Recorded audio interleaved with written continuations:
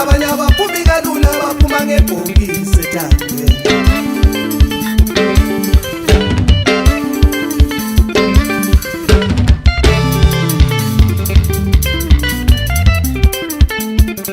Ungabona izinto zitshintsha gazi lami, baleka ngenyawo zombili usanamandla, abanye abaphumi kalula baphuma ngebhokisi etange.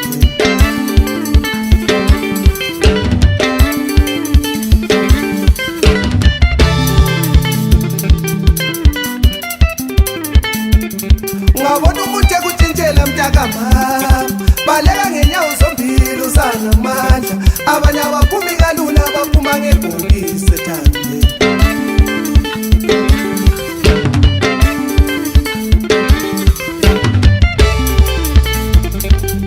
Kule igemu ngelihlala igingile, awungoba bazokugila labo gulufa, bagudle ngesagile wena uzogubha usemncane.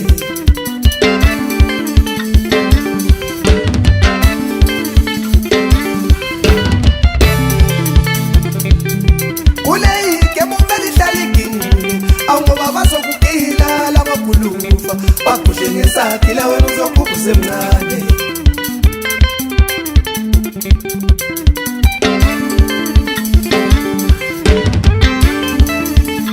Khonapho ayiphasi.